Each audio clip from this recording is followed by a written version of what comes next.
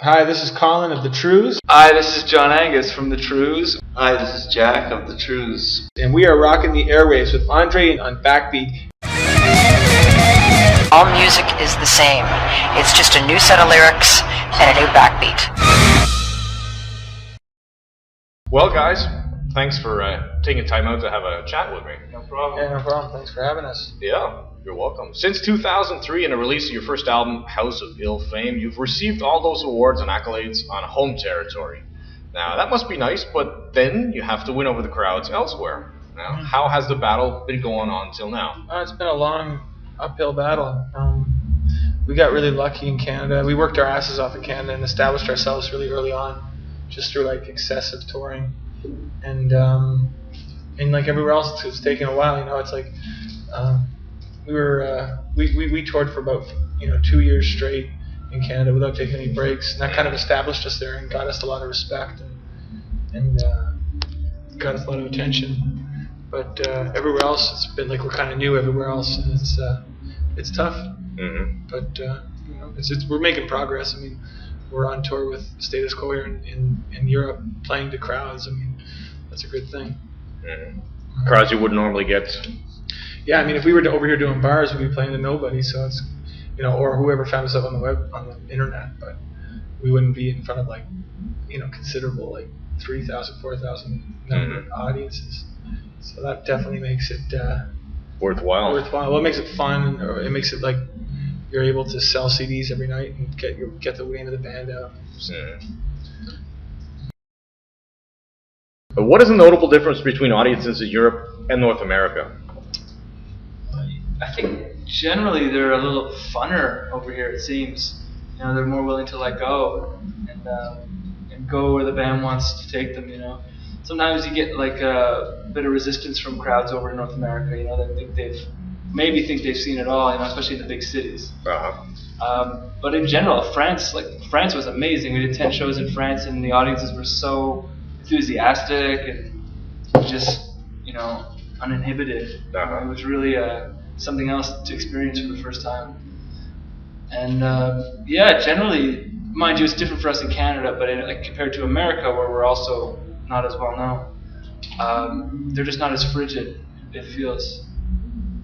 Would the fans in France be comparative to the fans in, say, Quebec, Montreal? Yeah.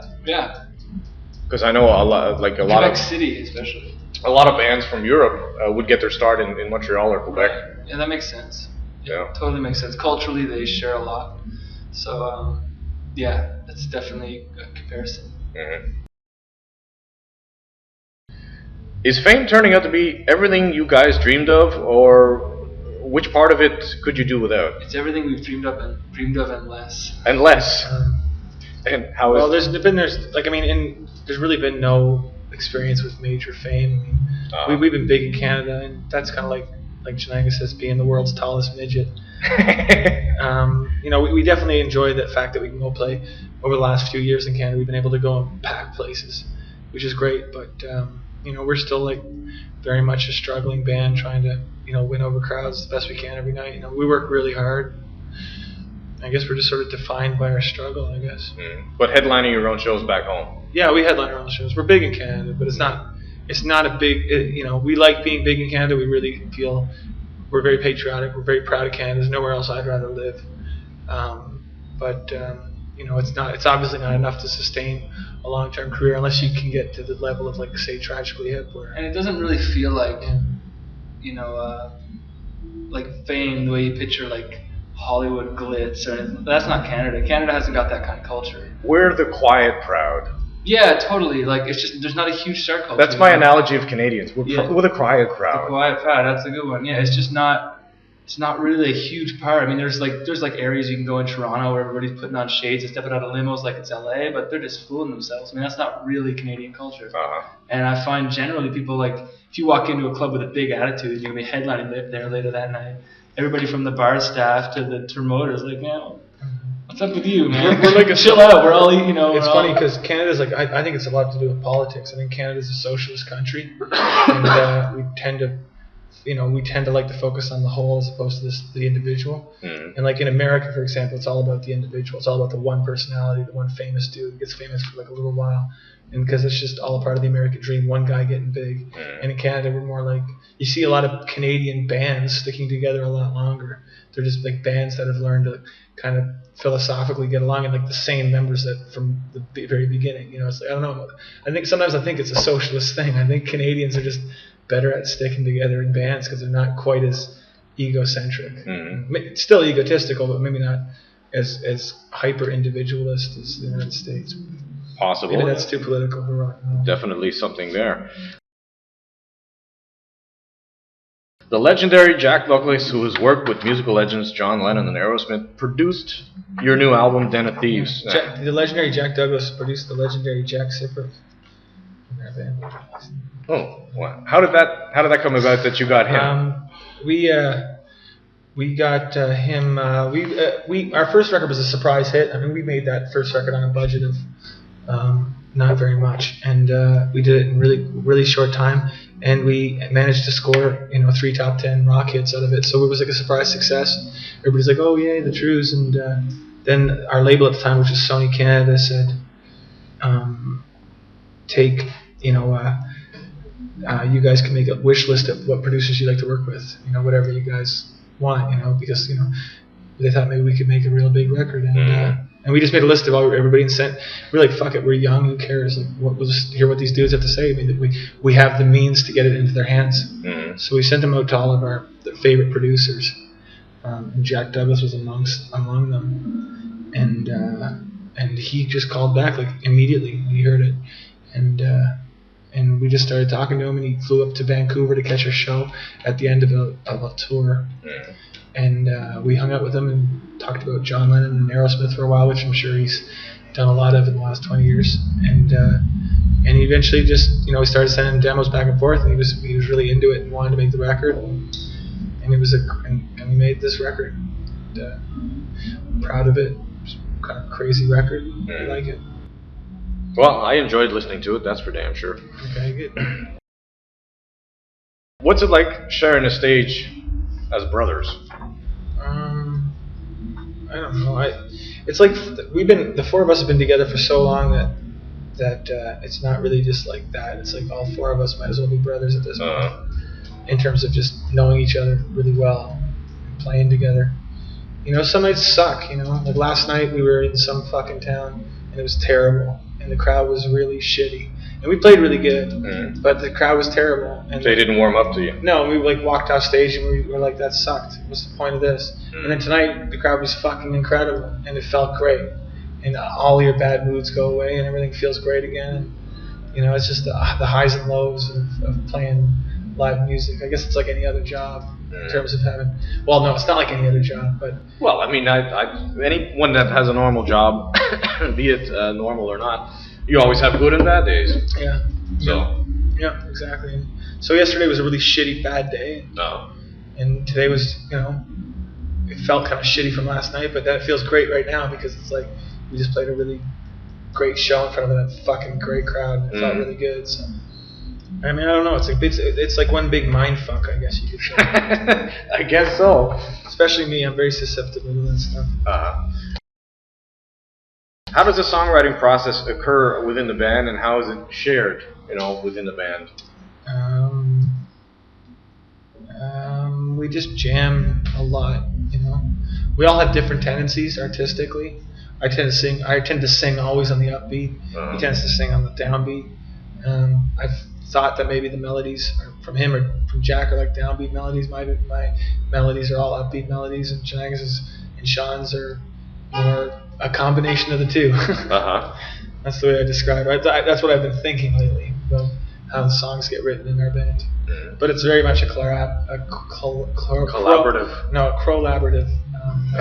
Collaborative. Listening a new word. It's collaborative, and somebody called Oxford. And we've, I can't really write songs without these guys, and I think it's kind of the same with them. So we tend to get into a jam room and write and get substantial Canadian hits, and then get and have enough notoriety as a live act to tour the world and get work. we're not by any means making lots of money. But Yeah. Not yet. not yet. I mean, I'm sure it's just around the corner. As I said to Tonight. a singer once, I said, "Sing it and they will come." Right. Give us your money. Seeing as all the members provided vocals on the album, would there ever be an effort to have the lead vocal sort of passed around? I'm sure it's on future records. I mean, everybody's getting bored of the same. If people are getting bored of hearing me. No, I'm not out of the fear that your voice is like a stamp of the. No, I totally know what you mean. When you hate me. No, I'm just kidding. I think it's. I definitely think it's definitely room for it, especially for the show. Mm. I mean, I know bands like Sloan certainly started to do that more and more. Well, I guess they always kind of did it. It all depends on who comes in with like the best lyrics and the best. It's still. I think it comes down to whoever has the most thing to say. You know what I mean? It's just the way to do it. So if someone comes in with the best song, they want to sing it, then I'm not going to sit there and say, "Let me sing it." But although, I mean, I've always except for the Beatles, I tend to prefer bands with a lead singer, a lead guitar player, and a bass player, not guys that trade it all off. And my personal taste leans more towards the guys who stick to what they're good at. No, I think it comes down to the music. I think it always comes down to the music. And if it's working and there's something really good there, then you do it. And if the voice fits, then yeah, sure. With the whole music industry up in arms now about bands deciding to leave their contracts and venture into other means of bringing their material to the fans, how much of a role does the internet play for the band, for you guys? I don't know anymore. It drives me crazy because there's way too much fucking MySpace. Like every band is doing it, and it's like mostly just shitty bands, and like the whole. I just don't know anymore. Like the old way I didn't like either because it was all about the label having all the control. And now it's about there's no control. Every band can use the excuse like, oh, I've got MySpace, and but I don't think there should be that many bands, But that's just my own proclivities and often lamented facts of rock and roll lore. And I don't know. I just find it's like I don't know.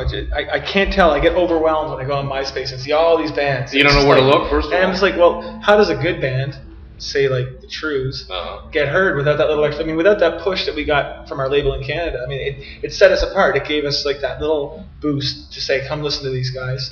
And people could have said, fuck them, they suck, and then we would have never been heard from again. Or they could say it was wicked. And enough people said, I really like this to get our career going. And I really think that's cool in our case because we were a band that wasn't about a particular image or wasn't about a particular one-hit song. We got pushed by the machine, and it connected with enough people to get our career going. And I don't have a problem with that. I have a problem with big dudes coming in and saying, you have to be this and that because it's selling, and then make everybody change. But we were a band that was pretty pure and pretty organic. And then we got lucky enough that Sony, got behind us, and they put our single at radio. And if it tanked, we would have been fucked. The first one did okay. It did enough. It did enough to keep us going. The second one went right to number one. So yeah, good band gets through. Okay, fine. That's I know it's a success. It's a big victory. Now with the MySpace thing, I just can't tell. It's just all these bands that are claiming to be so good, but most of them aren't. I don't know. It's just I'm sure most people around the world would want to kill me for this, but I'm just not that down with it. I don't know. The internet is something. Well, I think the internet's going to come into play in a big way is with the phasing out of material music, like actual physical product. I mean, like tangible product, like plastic product. It's going to become bigger and bigger. In that, I read an article that Rick Rubin, who's now the head of Columbia, wants to implement subscription music, like subscription cable. So if you're a member of Sony, then your TV or your laptop or whatever you choose gets your music for you. So I mean, the internet's going to have everything to do with music in a big way for the rest of for the foreseeable future. So tip of the iceberg as far as that's concerned. I think, but I just don't think that the industry has figured out a way to maximize the tools they have in their hand with the internet. And I think when they do that, then the industry will be fine again. And right now everybody's crying the blues because they're just clinging on to an ancient Stone Age model of how big guys could finance their golden parachutes and keep smoking cigars and driving Corvettes while their fucking band starved to death. I just don't think that that model was good either. So I mean, the fall of Rome was inevitable, but they'll build it back up, and there'll be some other way of doing it. They just have to make up their minds. People will always want music, that's the bottom line. Whichever way they obtain it is irrelevant. I think people will pay for it too, if it's worth it to them. Problem was, people were hawking CDs at HMV full of shit, and the promotion machine with one well-written single by a group of fucking writers in Tin Pan Alley was getting the thing moved, but the people got home and felt ripped off, and they had every right to feel ripped off, because they were being ripped off. So it was another inevitability of that system collapsing, so it'll figure itself out. It just takes time. People will pay for good stuff.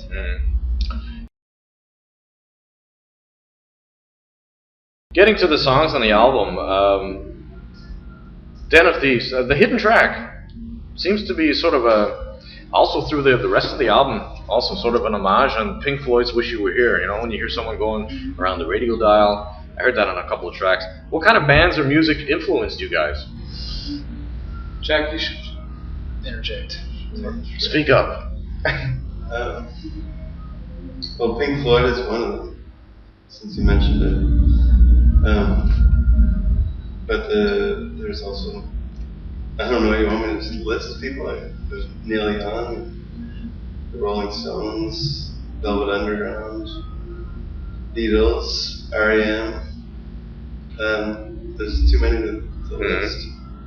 Yeah, we ultimately, I think we're ultimately just fans of bands with songs that are still got a lot of style with their playing. Timeless. Yeah, it's like we're trying to make obviously timeless. I mean, if someone said that was timeless, it'd be the biggest compliment ever. I mean, that remains to be seen. But I think we like to have melody, choruses, and riffs, but not just one of them. Like, we like to have all of those incorporated in every song.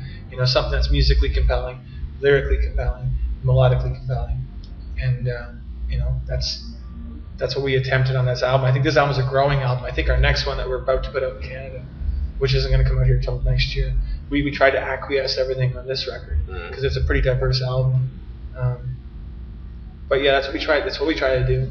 And sometimes it's really cool, and sometimes it's not so much.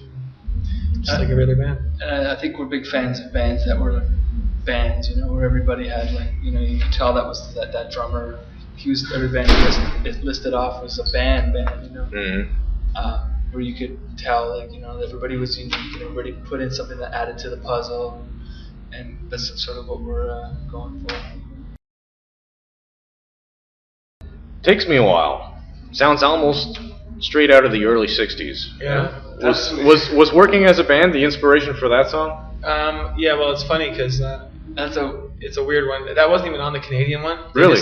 Just some drunk asshole at the label. Some drunk asshole at the label over in Europe who got fired subsequently. That was a B-side, and he insisted on it being on the record. As far as I'm concerned, it's almost a single. Oh, really? It's a good song. We like it. We don't leave the wrong impression. We just thought it was funny that some drunk dude who got fired 3 days later made that call.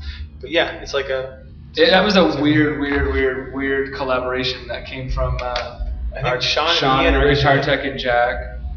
And then we happened to be showing some songs to our friend Gordy Johnson in Texas, because we were collaborating with him at the time, and he wanted to work on it, and it turned into a different thing altogether. But until we came over here to tour this album, we hadn't even listened to that song in about a year and a half.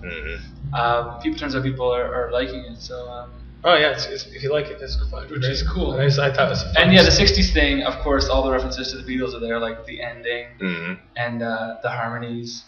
And I guess, in a way, it could totally be an analogy to, our band. Took us a while, but we got there. So.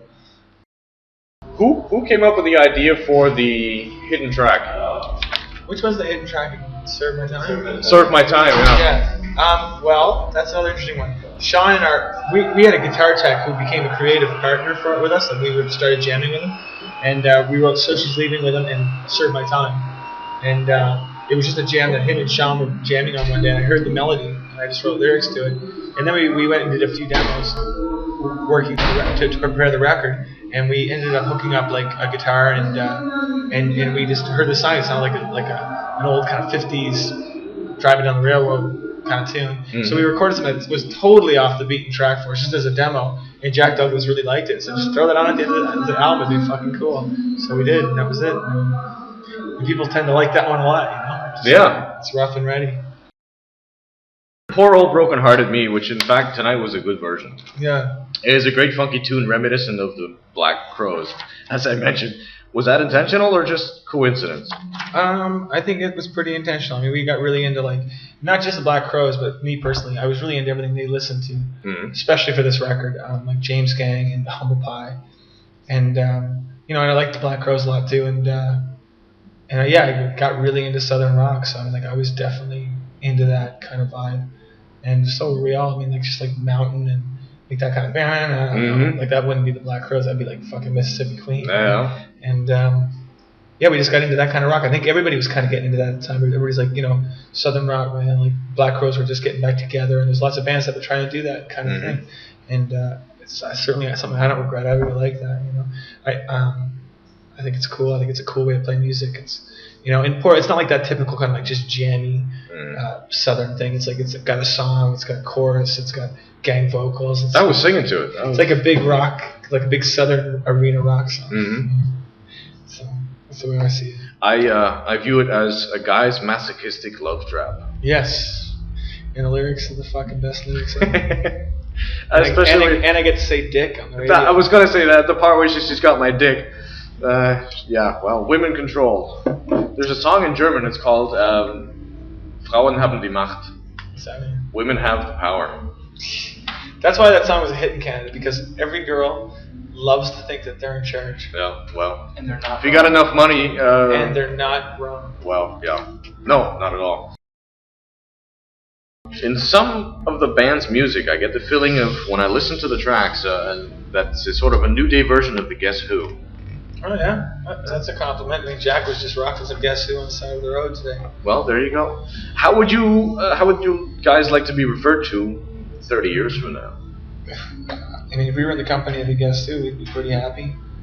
We'd have to gain some weight. We'd have to gain some weight. We'd have to gain. Are they large and in charge these days? Yeah. I hope they don't hear this. I doubt it. No. They also are friggin' legendary, and they wrote some amazing fucking killer classic rock. No. And I don't mean classic rock as a genre. I mean classic music. Like just great music. No. It'd be nice to, exactly. For people to know who you are in 30 years. Yeah, and still get a charge out of your music. Yeah, I mean, we don't know. Like, there's no way of telling if this thing's gonna be. It doesn't really matter, because if we only make these 3 records and these 3 records still sound good in 30 years, then mission accomplished. I'd love to be still doing it too, but it's a long ways away. Well, it's a tough business, you know. But I know that we have this record's good, and the one we're just about to put out is really good. What's the title of the next one? No Time for Later. No Time for Later. Yeah. Get it going now. Yeah. I just noticed now, looking at your shirt, I thought it was Jack Daniels, but then I read it and went, oh, interesting, that's good. Yeah, Trews Daniels. We actually got told by Jack Daniels to stop selling this. Really? Well, because it's their trademark. Yeah. And people were buying this because it's the best way to promote your band, in a way, because people don't necessarily want to wear your faces. They don't necessarily want to wear your sign just yet. I mean, maybe when you're Aerosmith, maybe when you're at that level. Yeah. But just being a new band, having it kind of in a cheeky form, the Jack Daniels logo, more people would buy it, because it's kind of a safe way to say, I like you guys, but I like Jack Daniels I like too. it, but I'm going to wear this version of it, because it's like, I'm not totally committed yet, but it's like a beginner's band's way of getting their name out. Put it on a logo of something else. That's what I figured. Thanks a lot for taking time out. More Becks, we could say here all night.